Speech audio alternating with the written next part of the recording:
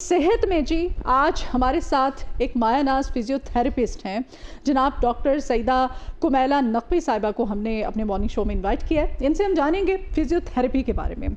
आप ये क्या नौबत सर्जरी तक आ भी जाए तो एक माहिर फिजियोथेरेपिस्ट जो है वो हमारी अच्छी और बेहतरीन थेरेपी कर करके हमें जो है किसी बड़ी सर्जरी से बचा सकता है, हमें किसी ऑपरेशन की तरफ या खुदा न खासा किसी सर्जरी की तरफ ना जाना पड़े। तो ये हम इन्हीं से जानेंगे। अपने मॉर्निंग शो में आपको वेलकम करते हैं कुमैला, कैसी हैं आप? सो मच, मैं बिल्कुल ठीक। आप बताएं, आप कैसी हैं? मैं भी ठीक, अल्लाह का शुक्र। अब ये फिजियोथेरेपी हर तरह का बेसिकली तो ये बताइएगा, कहते हैं ना कि हमने जो देखा है अक्सर केसेस में किसी को फालिज हो जाता है, किसी को लकवा हो जाता है, खुदा न खासा एक्सीडेंट हो जाते हैं, उसमें कोई अगर अपाहज या मफलूज हो जाता है तो उसके लिए थेरेपी की जाती है। बिल्कुल, ये कॉन्सेप्ट जो है ये किस हद तक सही है, या थेरेपी जो है वो आम जो अफराद हैं जैसे आप हैं, मैं हूँ, देखने वाले हैं, सुनने वाले हैं, तो हर बंदे को थेरेपी अपनी कोई ऐसी एक्सरसाइजेज को रूटीन या या फिर ये एक्सीडेंटली या कुछ ज़रूरत पड़ने पे की जानी चाहिए? बेसिकली फिजियोथेरेपी एक ऐसा जादू है जो आपको सर्जरी की नौबत से बचाता है। बेसिकली अगर हम पुराने वक्तों की बात करें तो वहाँ पे ये होता था कि छोटा सा भी कोई मसला हुआ तो डॉक्टर ने आपको कहा कि सर्जरी की तरफ आपको लेके जाएंगे, सर्जरी करेंगे तो आप बचेंगे वरना आपका बचने का इम्कानात नहीं है। ये एग्जांपल दी जाती थी। जिस तरह मैं एग्जांपल दूंगी आपको कि किसी किस्म का एक्सीडेंट हो जाता है, आपको किसी किस्म की आपकी लिम्ब को काट दिया जाता है, उसके बाद उस लिम्ब के कटने के बाद आपकी जो अदर साइड है वो तो पैरालिसिस में नहीं गई, वो हम इस्तेमाल नहीं करते, जिसकी वजह से वो वीक हो जाती है। वीकनेस की वजह से वो साइड भी बिल्कुल अफेक्टेड हो जाती है। तो बेसिकली फिजियोथेरेपी हमारी मूवमेंट्स को कहते हैं। हमारी बॉडी के ज़रिए हमारी फंक्शनल मूवमेंट करवाई जाती है। हमारी मसल्स वीक हो जाते हैं, जिसकी वजह से फिजियोथेरेपिस्ट का काम है उनकी स्ट्रेंथनिंग को गेन करना, उनकी आरओएम्स को गेन करना, उनके मूवमेंट्स को वापस लेके आना। फिजियोथेरेपी एक ऐसा जादू है, एक ऐसा कमाल है जो आपको सर्जरी की नौबत से दूर लेके जाता है, क्योंकि बहुत सारी ऐसी कंडीशंस होती हैं जिसमें सर्जरी से भी आप बच सकते हो, लेकिन चूंकि हमें आइडिया नहीं होता, क्योंकि फिजियोथेरेपी का रुझान। अच्छा, सर्जरी से बचना, सर्जरी तो खुदा न खास्ता एक एक्सट्रीम लेवल की बात है ना। पहले हम नॉर्मल चीज़ों की तरफ पहले थोड़ा सा बात करते हैं। आपसे अवेयरनेस लेंगे। पेन्स होती हैं कुछ लोगों को, जोड़ों का दर्द होता है और बहुत सारे तो ये जो दर्दें होती हैं, पेन्स होती हैं मुख्तलिफ़ किस्म की हमारे जॉइंट्स में, हमारी हड्डियों में, इसके लिए थेरेपी, फिजियोथेरेपी जो है ये किस हद तक? मदिया, बेसिकली फिजियोथेरेपी जो है वो डिजेनरेटिव चेंजेस को भी रोकती है आपकी। अगर मैं बहुत नॉर्मल बात करूं तो नेक पेन और बैक पेन, मैं शुरू से ये टॉपिक बहुत ज़्यादा शोज़ में डिस्कस करती हूँ कि ये एक ऐसी चीज़ है जिससे मेरे ख्याल से हम 80% अवाम जो है ना वो गुजर रहे हैं। शायद आपको, मुझे भी ये चीज़ फेस करनी पड़ रही है। आपके मस्कुलर पेन, तो muscular pain, MSK pain, musculoskeletal pain जो है वो बेसिकली हर एक ऐसे पर्सन को है जो ओवरलोड है, वर्किंग में है, जो ऑफिस जॉब कर रहा है, किसी किस्म की कोई ऐसे प्रोफेशन के साथ है। स्क्रीन टाइमिंग्स हमारी इतनी ज़्यादा है, फोन एक ही पोजीशन में देखते रहना, बेसिकली अगेन हम बात करेंगे तो पोस्चर जब हमारा ख़राब होता है उससे हमारी नेक पेन और बैक पेन ट्रिगर होती है। इस वक्त 70 to 80% हमारी आवाम जो है वो इस चीज़ से गुजर रही है। बैक पेन क्यों होती है, इसका रीज़न क्यों होता है? बेसिकली नेक पेन तब होती है जब हम प्रोलॉन्ग सिटिंग करते हैं, प्रोलॉन्ग स्टैंडिंग करते हैं, जिसकी वजह से हमारा फॉरवर्ड नेक हो जाती है, राउंडेड शोल्डर जो हो जाते हैं और हम अपना सारा वेट जो है वो अपनी लंबर पे शिफ्ट कर रहे होते हैं। ठीक है। इसकी वजह से अगर हम अपने ऑफिस एरियाज़ में ही देखें तो ऑर्गोनॉमिक सेटअप नहीं होता। अब मैं इसको थोड़ा सा डिस्कस करूं तो ऑर्गोनिक सेटअप ऐसा होता है कि आपके मुताबिक, आपके हवाले से आपकी चेयर्स डिज़ाइन की जाती हैं। मतलब अगर एक पर्सन डेस्क जॉब कर रहा है तो उसके ही एडजस्टमेंट के मुताबिक उसका टेबल एडजस्ट होना चाहिए। एक लंबा हाइट का बंदा एक टेबल पे, चेयर पे बैठा हुआ है, तो अगर उसकी चेयर ही सेटल्ड नहीं है, उसका टेबल ही सेटल नहीं है, तो वो ऐसे राउंडेड शोल्डर में बैठेगा, फॉरवर्ड उसकी नेक बेंड होगी, जिसकी वजह से उसका लॉर्डोसिस पोस्चर हो जाएगा। मतलब कि उसकी काइफोसिस, जो आपका थोरेसिक रीजन है, स्पाइनल अलाइनमेंट है, वो डिस्टर्ब हो जाएगी, जिसकी वजह से वो बहुत सारी क्रॉनिक पेन में भी जा सकता है। स्पाइनल अलाइनमेंट डिस्टर्ब हुई, इट मीन्स आपकी पूरी स्पाइन ही छिड़ गई है, जो कि कहीं ना कहीं कभी आपको सर्वाइकल पेन निकलेगी, कभी आपको लंबर पेन निकलेगी और साथ ही साथ आपको थोरेसिक की भी पेन निकलेगी। तो ये सारी पेन्स तब होती हैं जब हमारा पोस्चर ख़राब होता है। उनको आप ट्रीट कैसे करते हैं? हमारी फिजियोथेरेपी लैंग्वेज में बात करें तो हम सबसे पहले जो है वो असेसमेंट करते हैं। हमारी एमएसके असेसमेंट होती है, हम पेशेंट की अफेक्टेड एरियाज़ को एग्जामिन करते हैं due to with the many test, ठीक है। जैसे अगर मैं सर्वाइकल की एग्जांपल दूँ, हमारे सर्वाइकल रीजन क्योंकि सबसे ज़्यादा यूज्ड एरिया है हमारा, क्योंकि हम नेक कोई भी काम करेंगे, इवन तो हम अपना फ़ोन भी यूज़ करेंगे तो हमने अपनी नेक को फॉरवर्ड बेंड करके यूज़ करना है, जिसकी वजह से हमारे सारे स्पेशली ये ट्रेपेजियस मसल, बेसिकली हमारी जो नेक के मसल्स जो हमारी नेक को होल्ड कर रहा होता है ना, वो हमारा ट्रैप्स कर रहे होते हैं। कभी आप फील कीजिएगा कि अगर हम बहुत ओवरलोड होते हैं तो हमारे ट्रैप्स ही जो है ना वो सबसे पहले जकड़े जाते हैं। हमारे अक्सर कहते हैं हमारे कंधे बहुत जकड़े हुए हैं, खिंचे हुए हैं, बेसिकली खिंचाव फील होता है आप, क्योंकि आपके मसल्स ओवरलोड होने की वजह से ट्रैप्स हमारे स्टिफ हो जाते हैं, तो उसकी वजह से हम बहुत सारी पेन से जो आगे गुजरते हैं। किस किस्म की थेरेपी, क्या किस किस्म की एक्सरसाइज आप लोग करती हैं? पेशेंट्स आपके पास आते हैं तो क्या ट्रीटमेंट किस तरह से किया जाता है? बेसिकली हम इसमें पहले, या घर में भी कोई ऐसी एक्सरसाइज या कोई ऐसी थेरेपी आप रिकमेंड करें ताकि लोग जिनको ये शिकायत है, ये प्रॉब्लम है, वो इस दर्द से उनको निजात मिल सके? जी बिल्कुल, मैं आपको बताती हूँ। सबसे पहले हम पेशेंट को गाइड करते हैं कि अपने पोस्चर पे काम करें। अगर आप किसी ऑफिस में काम कर रहे हैं तो आप ऑर्गोनॉमिक्स का इस्तेमाल करें। अपनी back cushion, basically lumbar cushion जिसे कहते हैं, हमारा जो बेसिकली पोस्चर है ना, पोस्चर की मैं बात इसलिए करूँ पहले क्योंकि पोस्चर पे आएंगे तो अगर हमारी 30 से 40% पोस्चर ही ठीक हो जाएगा तो हमारी पेन्स नहीं निकलेंगी। अब हम आम दिनों में क्या करते हैं, एक हफ्ते का हमने फिजियो सेशन लिया जिसमें हम लोग उनकी ROM स्कैन कराते हैं, उनके स्पेसिफिक एरिया जो वीक मसल्स हैं उनकी स्ट्रेंथनिंग कराते हैं। एक हफ्ते का एक पेशेंट ने सेशन लिया, उसके बाद जाके वो वही पोस्चर अपना रहा है, मतलब वही उसके राउंडेड शोल्डर्स है, उसका वेट शिफ्ट नहीं है प्रॉपर। और कुछ लोगों का तो बच्चों को, और ये माओं की बड़ी रिस्पॉन्सिबिलिटी है, आपको बच्चों को घरों में टोकना चाहिए। बच्चे स्क्रीन टाइम बहुत ज़्यादा है, बच्चे मोबाइल यूज़ कर रहे हैं, टैब यूज़ कर रहे हैं, इवन होमवर्क भी कर रहे हैं तो वो बेड पे बैठ के कर रहे हैं, वो सोफाज पे बैठ के कर रहे हैं। नहीं, आपने उनके लिए स्टडी टेबल एटलीस्ट नहीं है तो कोई डाइनिंग या कोई इस तरह की उनके लेवल की कोई टेबल हो जो इक्वल हो, बैलेंस्ड हो। तो ये छोटी छोटी चीज़ें मैंने देखा है अक्सर, वो जिसे पंजाबी में फिर वो कहते हैं ना कुब निकल आया, हाँ, वो पूरी की पूरी आप पर्सनैलिटी उसकी बच्चे की, लड़का है चाहे लड़की है, उसकी बर्बाद कर देते हैं पेरेंट्स। तो पेरेंट्स की रिस्पॉन्सिबिलिटी है। अगर पोस्चर्स ये छोटी छोटी जैसे डॉक्टर बता रही हैं, इसीलिए आपको हमने बुलाया। आप बताएं कि किस समय पोस्चर में बैठना चाहिए। अगर जैसे कि हमारा स्क्रीन का सारा काम है, हमने कैमरास के सामने बैठना है, घंटों बैठना है, हमें भी अपने पोस्चर का खास ख्याल रखना चाहिए। हमें नहीं पता चलता, दायरा हमारा तो काम हमने कैमरा को फोकस करना है, काम को फोकस करना है। तो ये बड़ी छोटी छोटी चीज़ें, बड़ी अच्छी चीज़ें बता। देखिए, जब आपका बच्चा स्लाउच पोजीशन में है ना, सबसे पहले से टोके कि भाई बेटा सीधा होके बैठो। जब ये पोजीशन आती है ना, बेसिकली हमारा काम है कि हमारे शोल्डर्स और हमारा पेल्विस एरिया, इसके दरमियान में हमारा 90 का एंगल होना चाहिए। अगर वो एंगल ही ठीक नहीं बन रहा, ऊपर से आपके नीज के दरमियान में भी 90 का एंगल होना चाहिए। जब एक पोस्चर आप बेहतर करते हो, आपकी एक स्पाइन अलाइनमेंट बेहतर है, तो आपको ये पेन्स निकलेंगे नहीं। और ये निकलती कब है? जब ये अलाइनमेंट डिस्टर्ब होती है।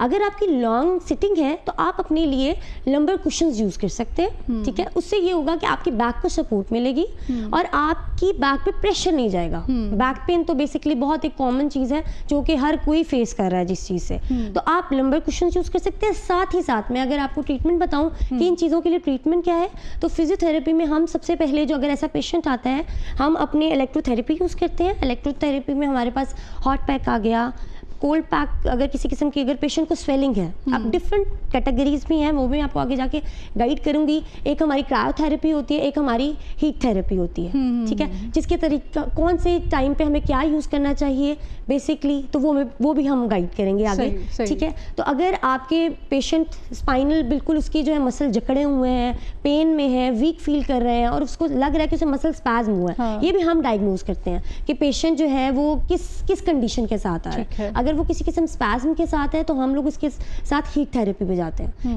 इलेक्ट्रोथेरेपी के बाद हम उसके जो स्पेसिफिक मसल ग्रुप है जो वो कह रहा है कि वो ट्रिगर है उसका, वो हम ट्रीट करते हैं with the strengthening. Muscle strengthening कराई जाती है क्योंकि बेसिकली ये सारी कंडीशन मसल वीकनेस की वजह से होती है। आपका वो स्पेसिफिक मसल ग्रुप जहाँ पे आपको वीकनेस फील होती है या आपको जहाँ पेन फील होती है, वहाँ के मसल के सारे ग्रुप के एरियाज जो है ना वो सब वीक होते हैं। तो 1 बाय 1 उन सारे मसल्स को हम ट्रीट करते हैं विद द स्ट्रेंथनिंग। और ऐसा नहीं है कि फिजियोथेरेपी जादू है कि आपको एक हफ्ते में ही जो है वो सुकून आ जाएगा। हर ट्रीटमेंट जो है या हर एक कंडीशन जो है वो आपका जो है वो टाइम पीरियड है। किस तरह से आप करती हैं? हीट थेरेपी बेसिकली आपको हीट प्रोवाइड की जाती है, हॉट पैक्स यूज़ किए जाते हैं, ठीक है, जो गर्म बेसिकली इलेक्ट्रिकल भी मिलते हैं, हम लोग स्विच के साथ यूज़ करके उन स्पेसिफिक मसल्स को रिलैक्स कर देते हैं। भी वो बॉटल्स वगैरह, बिल्कुल वाटर बैग्स, वो सारी चीज़ें इजीली अवेलेबल हैं। वो अगर घर में कोई यूज़ करना चाहे तो क्या? अच्छा, मैं एक पॉइंट आपको यहाँ यूज़ करूँगी। अभी रिसेंटली मेरी ना बर्न सेंटर में ही ड्यूटी लगी थी। अच्छा। वहाँ पे इतनी लेडीज़ जो है ना वो जलने की कंडीशन की वजह, वो किस वजह से, ये जो हम सिलिकॉन की वो बॉटल्स, वाटर बॉटल्स यूज़ करते हैं ना, वो इतने को डेंजरस हैं कि वो बर्स्ट हो जाती हैं। अगर वो बहुत एक एक्स्ट्रा टाइम से ज़्यादा गर्म कर दे तो वो बर्स्ट हो जाती है। अक्सर अपने मॉर्निंग शो में कह चुकी हूँ कि ये ट्रेंड है कि हमने जब ऑफिस जाना है, हमारे हाथ में जब तक इतनी बड़ी वो फैंसी सी पानी की बॉटल हमने नहीं पकड़ी होगी या उसको साथ कैरी नहीं करेंगे तो लगे एक, मतलब आप समझते हैं कि आप तैयार ही नहीं हुए हैं, है ना? तो वो अच्छी बात है आप बता रही हैं कि वो किस कदर डेंजरस है, क्योंकि वो एकदम वो एक बॉम्ब है।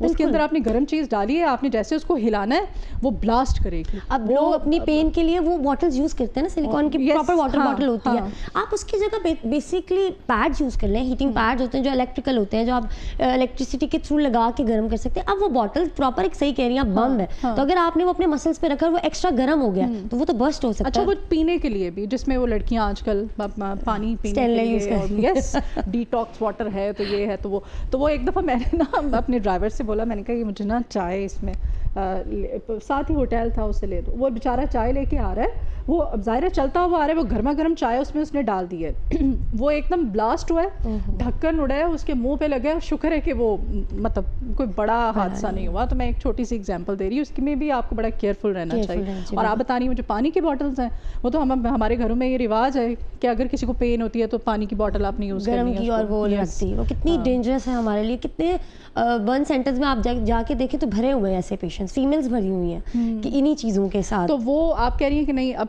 कोई पैड्स वगैरह भी मिलते हैं? हाँ, एक प्रॉपर हीटिंग पैड्स होते हैं जो कि प्रॉपर इलेक्ट्रिकली आप यूज़ करते हैं, स्विच में लगाया और वो थोड़ा सा गर्म हुआ जहाँ पेन है। बेसिकली हीट थेरेपी का कॉन्सेप्ट ऐसा है कि आपके वो एरिया के स्पेसिफिक मसल्स जिसमें आप स्पैज्म फील कर रहे हैं, आपको ट्रिगर पॉइंट्स फील हो रहे हैं या पेन फील हो रही है, इन द सेंस कि अगर वहाँ पे स्वेलिंग नहीं है, अब ये भी कंडीशन डिफरेंट है, कहाँ आपको कॉल थेरेपी यूज़ करनी है, कहाँ आपको हीट थेरेपी यूज़ करनी है। अगर आपको स्वेलिंग नहीं है, आपने खुद फिजियोथेरेपिस्ट नहीं बन जाना। अगर आपको किसी चीज़ समझ नहीं आ रही तो you have to consult with your physiotherapist कि आपको पेन है स्पेसिफिक एरिया या रीजन के अंदर, तो आप वहाँ पे जो है वो हीट थेरेपी यूज़ कर सकते हैं कि नहीं। फिजियोथेरेपिस्ट आपको बताएगा कि आपको वहाँ पे स्पेसिफिक एरिया पे कोई स्वेलिंग तो नहीं है, किसी किस्म का ब्रूज तो नहीं है, कि उसे वहाँ पे वो इसके लिए सेफ है कि नहीं। तो फिर आप जो है वो हीटिंग पैड या अच्छा, आप लोग जो ट्रीटमेंट करते हैं, इसमें आपने 2 ट्रीटमेंट्स हमें बताएं, कोई आप मसाज वगैरह या ऑयलिंग करने से भी क्या रिलीफ मिलता है? ये जो ऐसे पेन के होते हैं पेशेंट्स, बिल्कुल आपके कोई ऐसा भी ट्रीटमेंट है? हाँ, हमारी ट्रीटमेंट में बेसिकली मोबिलाइजेशन कहते हैं, सॉफ्ट टिश्यूज रिलीज करते हैं हम लोग, ठीक है। उसके भी डिफरेंट हमारे कैटेगरीज होते हैं, उसमें डिफरेंट किस्म के मसाज करते हैं। फिंगर्स मसाज होता है जिसके अंदर आपके सॉफ्ट टिश्यूज को रिलीज किया जाता है। बेसिकली मसल ओवर यूज होने की वजह से ना उसमें ट्रिगर पॉइंट्स बन जाते हैं, उसमें नोड्स बन जाते हैं, जिसे कहते हैं गंठियाँ बन जाना। आपको फील होता है कि कुछ मोटा मोटा है यहाँ पे, बेसिकली वो मसल्स का एक गुच्छा बन जाता है, बेसिकली सॉफ्ट टिश्यूज का फेशिया टाइट हो जाता है। वो फिर हम डिफरेंट अपनी फिंगर टेक्निक से, जिसमें पेट्रिसाज मसाज होता है, टेम्पोर्टमेंट मसाज होता है, जो फिजियोथेरेपिस्ट को पता है कि किस स्पेसिफिक मसाज के एरिया को आपने रिलीज करना है। तो जब वो एरिया रिलीज होता है, फर्स्ट टाइम में हो सकता है वो थोड़ा सा पेनफुल हो, लेकिन 2 से 3 दफ़ा करवाने की वजह से वो मसल जब रिलीज होता है, वो एक ट्रिगर पॉइंट खत्म होता है, तो वो आपका बिल्कुल मसल रिलैक्स हो जाता है। ठीक है। अच्छा, ये तो हो गया। अब जो जिनको फालिज हो जाता है, जिन लोगों को, फिर लगभग कि हमने बहुत सारे केसेस देखे हैं, इन पेशेंट्स को किस तरह से ट्रीट करते हैं आप लोग? और ये तो एक लंबा इनका ज़ाहिर ट्रीटमेंट होता होगा, फौरी तो नहीं ठीक होते। जी। ऐसे पेशेंट्स के बारे में क्या बताएं? बेसिकली ऐसे पेशेंट्स की जो मूवमेंट्स है ना, वो वापस लेके आई जाती है, रिहैब किया जाता है उन्हें, ठीक है, एजुकेट किया जाता है। ड्यू टू द स्ट्रोक आपके मसल्स अपनी, बिल्कुल स्ट्रोक का पेशेंट ठीक ही फिजियोथेरेपिस्ट से होता है। स्ट्रोक का असल ट्रीटमेंट ही फिजियोथेरेपी है। बेसिकली आपकी जितनी फंक्शनल मूवमेंट है, जिसमें आपका खाना खाना, आपके कंघी करना, आपके किसी चीज़ को उठाना, इन मूवमेंट्स को वापस लेके आया जाता है आपको फंक्शनल मूवमेंट्स करा के। सही। आपको वो मूवमेंट्स कराई जाती हैं। फिजियोथेरेपिस्ट हमारी ना 2 मोशंस होती हैं, एक ROMs होती हैं। ROMs के आगे टेक्निक्स होती हैं AROMs एंड PROMs। ठीक है। AROMs होती है एक्टिव ROMs, एक्टिवली जो पेशेंट खुद कर रहा होता है। अच्छा। चूंकि स्ट्रोक वाला पेशेंट AROM नहीं कर सकता तो हम उसे PROM करवाते हैं, पैसिव रेंज ऑफ मोशन।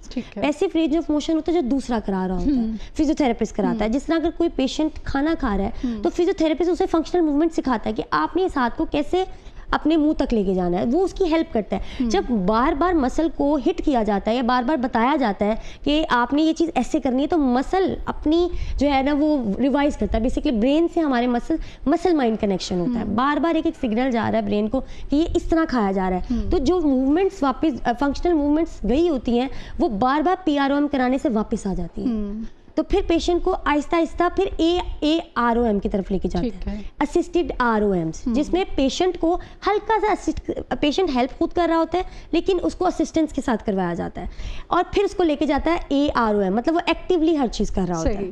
तो ये सारी चीज़ें हम स्ट्रोक के पेशेंट में यूज़ करते हैं। पहले उन्हें PROM कराई जाती हैं, उनके मसल को स्ट्रेंथनिंग कराई जाती है। ये सब पैसिवली पेशेंट फिजियोथेरेपिस्ट करवाते हैं। फिजियोथेरेपिस्ट उसके हर स्पेसिफिक ग्रुप जिस अब तो बड़ी अच्छी मसाज मशीनें भी हैं, जैसे बड़े अच्छे अभी हमारे घर में है जैसे, तो उसमें डिफरेंट टाइप की डिफरेंट हमारे जो बॉडी के अंदर मसल्स हैं, हर मसल के लिए अलग से उन्होंने एक मतलब उसमें दिया हुआ है, मशीन दी हुई है। वो आपने उसको एडजस्ट करना है और उससे आपने मसाज करना है अपना, परकशन गन बेसिकली उसे कहते हैं। और वो बड़ा अच्छा है, उससे बड़ा आपको रिलीफ मिलता है। हाँ। इस तरह की मार्केट में ज़ाहिर मेडिकल स्टोर जो अच्छे हैं, ये डॉक्टर से आप माहिर से आप पूछ करके आप वो भी यूज़ कर सकते हैं। इस बारे में बताइए। अच्छा, हमारे पास जो दो सबसे ज़्यादा पाकिस्तान में इस्तेमाल होने वाली जो मसाजर गन्स हैं वो एक परकशन गन होती है, एक टोनर होता है। अच्छा। जो कि मेरे ख्याल से अब हर घर में इस्तेमाल कर रहे होते हैं अपने। मैं अगर बताऊं तो आप यूज़ कर सकते हैं अपनी अगर डेली रूटीन के अंदर, लेकिन उनकी भी कुछ कॉन्ट्रा इंडिकेशंस होती है कि हर चीज़ जो है ना वो हर जगह नहीं इस्तेमाल की जाती। अब जो इन परकशन गन का एक सबसे उन्हें अपनी बोन पे कर रहे होते हैं। बेसिकली टोनर और परकशन गन का काम मसल्स को रिलीज करना है। जब आप उसे हिट करते हैं बोन्स के साथ तो बोन्स पर बन जाते हैं। जैसे खुदा न खासा आप रीढ़ की हड्डी पे कर रहे हैं आप, तो वो तो बहुत डेंजरस है, वो बहुत डेंजरस है। तो आप अगर उन चीज़ों का इस्तेमाल करना चाहते हैं तो फिजियोथेरेपिस्ट से पूछ के आप अपने स्पेसिफिक पॉइंट्स को पॉइंट आउट करवा सकते हैं कि मुझे इस जगह पे पेन रहती है और कितनी ड्यूरेशन के साथ मुझे करना है। हर वक्त भी उसका इस्तेमाल आपके लिए अच्छा नहीं है। आप बार बार अगर एक चीज़ को अपनी बॉडी का यूज टू करेंगे तो बॉडी फिर जब तक वो मिलेगी नहीं ना तो आपकी बॉडी रिलैक्स फील नहीं करेगी। तो हर चीज़ को यूज टू में ना लाएं। हाँ, अगर आपको बहुत स्वेयर पेन है तो आप फिजियोथेरेपिस्ट से पूछ के कुछ ड्यूरेशन के लिए उसे इस्तेमाल कर सकते हैं। अच्छा, आपने अभी बताया कि ऑफिस में हमें पोस्चर अपना जो है ठीक रखना है। पोस्चर आप ऑफिस में हमारे यहाँ जो होता है मोस्टली वो एक ही तरह की चेयर्स होती हैं और वो सबके लिए होती हैं, ज़ाहिर है। उन्हीं चेयर्स पे सबको बैठना पड़ता है, घंटों बैठ कर के ऑफिस का काम करना पड़ता है। ख़ास तौर पे जो जिनका काम टेक्निकल होता है थोड़ा, जैसे न्यूज़ रूम के लोग हैं बेचारे, जिन्होंने हर वक्त के कंप्यूटर के सामने बैठना है उन्होंने, और उनकी चेयर इतनी अनकंफर्टेबल होती है कि वो उनके लिए किस हद तक हार्मफुल हो सकती है। इन छोटी छोटी हमारी जो रूटीन की हमारी मूवमेंट है, हमारा मूव करना, कुछ और बाकी चीज़ें, पोजीशंस, पोस्चर्स, इस बारे में हमें बताइए। बेसिकली मैं सबसे पहले अपने हेल्थ ऑफिसर्स को कहना चाहती हूँ कि डिफरेंट ऑफिसेज में जाएँ और विज़िट करें कि हमारे जितने भी ऑफिसर्स हैं या हमारे एम्प्लॉयज़ हैं उनकी अगर चेयर्स उनके मुताबिक डिज़ाइन होंगी ना तो उनके लिए बहुत इजी हो जाएगी चीज़ें। अब अगर मैं एक चेयर की बात करूँ, चेयर यहाँ पे है, एक पर्सन बहुत लंबा है, हाँ। तो उसका टेबल से डिस्टेंस कैसा बन रहा है? वो तो ऐसे स्लाउच पोजीशन में बैठेगा, उस स्लाउच पोजीशन में वो 1 हफ्ता बैठेगा, 2 हफ्ता थर्ड हफ्ते तो उसे पेन निकलनी है। तो ये पोस्चर जो है वो सबसे पहले मैंने जैसे फर्स्ट में ही बात की कि ऑर्गोनॉमिक्स बहुत मैटर करती है।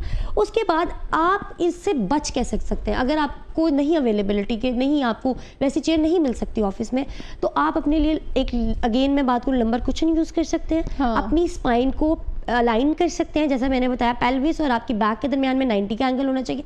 आपकी नीज आपकी शोल्डर की विड्थ में ओपन होनी चाहिए एंड आपने 90 का डिग्री का एंगल बना के स्ट्रेट पोजीशन में बैठना है। अब जाहिर है हम बहुत देर इस पोजीशन में नहीं बैठ सकते, तो आपने कोशिश करनी है कि अपनी ऑफिस चेयर से 1 घंटे के बाद वॉक करनी है। 4-5 घंटे 4-5 भी आपने राउंड लगाए आके अपनी सीट पे वापस बैठ जाए। अगर आपको स्पेसिफिक मसल एरिया लग रहा है हाँ। कि वो आप स्ट्रेच थोड़ा फील कर रहे हैं कि स्ट्रेस में है तो आप स्ट्रेचिंग कर सकते हैं। अपनी स्ट्रेचिंग की रूटीन में ऐड कर सकते हैं। मतलब अगर मैं आपको थोड़ी सी एग्जांपल दे दूं तो अगर हम बाइसेप की बात कर लें, आप ओवरलोड होकर काम करें तो आप स्ट्रेचिंग करा सकते हैं ऐसे फिंगर्स को यहाँ से पकड़ के, और मेरा नहीं ख्याल है 30 सेकंड भी नहीं इस चीज़ में लगेंगे।